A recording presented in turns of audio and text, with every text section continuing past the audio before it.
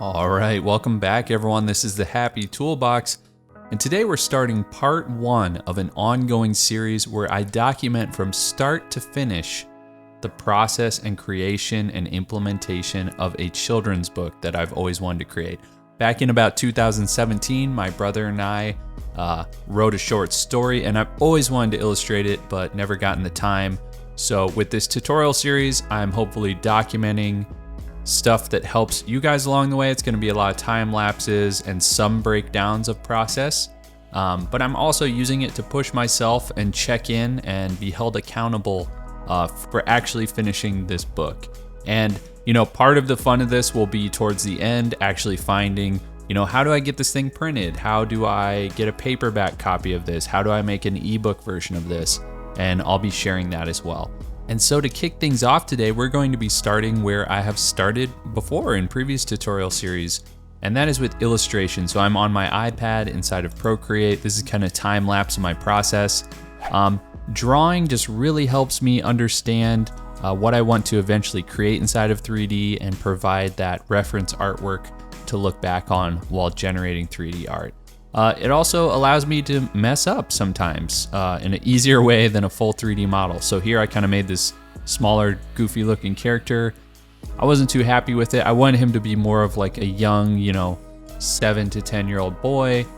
So I actually stepped out of Procreate and drew in my notebook, just because sometimes that's even better than drawing digitally. And then I brought that image in. And here you can see I'm outlining that sketch I made outside of Procreate.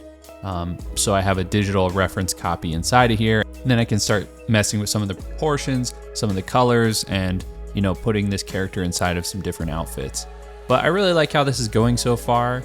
I like that he looks like a young kind of spunky kid who's ready to go on an adventure.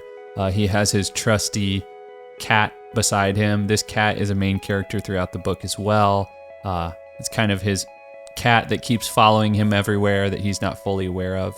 And as you can see here, I brought in some reference material too. I forget what these characters are called, but they're a fun little vinyl toy character. But I pulled them inside because I wanted to color pick some of the skin tones they had in here and some of the shadows because I like the lighting.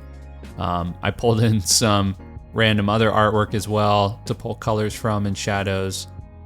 I think this might be Luke Doyle's piece of artwork. Yep, there's a Luke Doyle piece. He is an amazing 3D artist. I just pulled this in because I love the yellow tone he got, and I love the skin tone he got on the character. My character doesn't fully look like his, so I'm not really copying the character, but I'm just trying to get some of the tonality and colors because I'm trying to make this piece of artwork feel a little more 3D than maybe some of my previous ones. So I'm actually doing a little bit of shading here and there on the nose, on the face to get some shadowing, just so I really have a really good understanding of how I want this character to be created in 3D. So I'm kind of liking how this is looking so far. He's looking a little clownish to me. I don't really want a clown character, so I might change some of this eventually, maybe mess with his nose proportions. But what I like about this is it gives me a really good idea of kind of a base model for his head. It gives me how I want his ears to be shaped. I want a chin on him. And then, his nose is something that's really easy geometry inside of a 3D program to switch in and out. Got some pants going here. Trying to put some highlights on it. Generating his little cat buddy here. What I like about this process and kind of what I'm doing here is I not only get to generate some art, some nice previs art, I get to test some things out like I was saying, but I just really want to capture this process and put it on YouTube. I just think there's such a heavy focus on finished artwork. Like, look what I created, it's finished, it's beautiful, and not really the in-depth look on process, because process is super important. It's what you can look back on and think, how do I do that? I want to do it different this time. And that's all part of this. And again, I've never made a children's book before.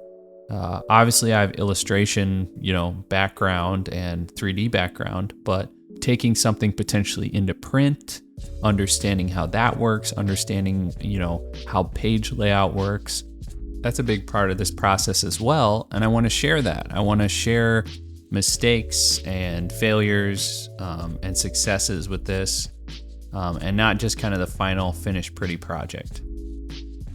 So here I'm taking the Hudson character, I duplicated him. Again, best part about working digitally. And now there's a scene in the book where he's kind of this space pirate. And so I want to figure out what type of outfit would a space pirate wear in this case. So I'm kind of making a rounded, robotic looking spacesuit. Give him a sweet eye patch.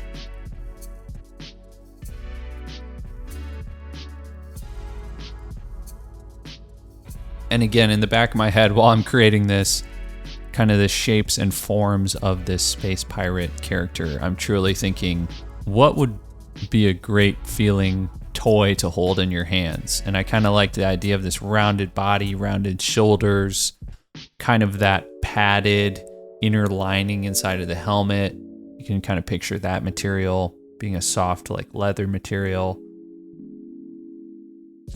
Figuring out joints, how do joints work, make sure he has knees, make sure he has joints in his arms. And then also, because he's a space pirate, trying to figure out, should he have a backpack, etc. And as you can see, I kind of went back here and I'm like, how can I make this even simpler? How can I make this shape even more simple than it already was? Because I always love that, again, about toys and 3D art, when it's like simplified, stylized lines, as you may have seen in my stylized 3D modeling tutorial. I'm thinking yellow, love the color yellow. Trying to shade it out a little bit. Kind of acting like maybe there's a light source up in the top right-hand corner. And color it out accordingly.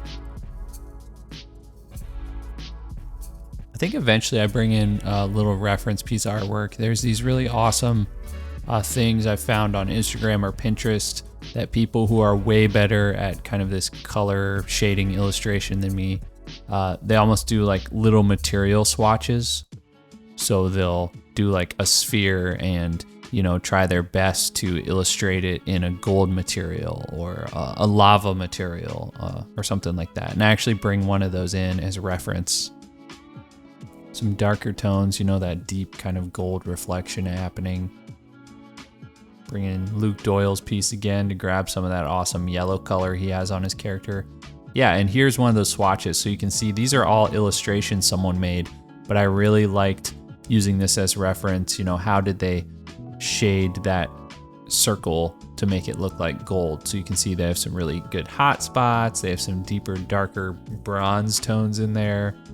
They have some bright yellow spots in there. So I'm just adding some of those hot spots on these rounded surfaces. Yeah, I would encourage you to check these pieces out. I think it's just like illustrated materials is what I searched for.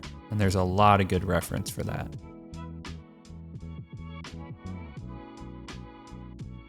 And then I wanted his kind of chest plate to say Yarg, like Yarg. It's amazing what tons of layering can do. Started out kind of basic and it's definitely getting there. I want this inner material to be kind of that padded, insane asylum material, or I don't know, I feel like Ridley Scott, like alien spaceship material. They always had kind of that tannish foam padded wall look going on. That seems appropriate to me.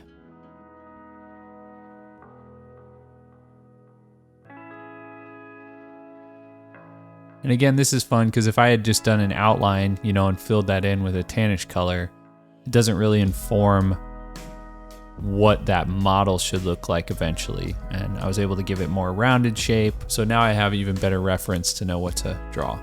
Adding this glass helmet piece on there. Threw a parrot on his shoulder. I don't know if I'll keep that, but all right. And that is just the beginning of this massive series on creating a children's book from start to finish. Again, there's going to be a ton of work. There's going to be a lot of process here, so there will be a lot of speed ramps. I'm thinking of this more as a podcast style thing where maybe you can put up and be inspired while you're working.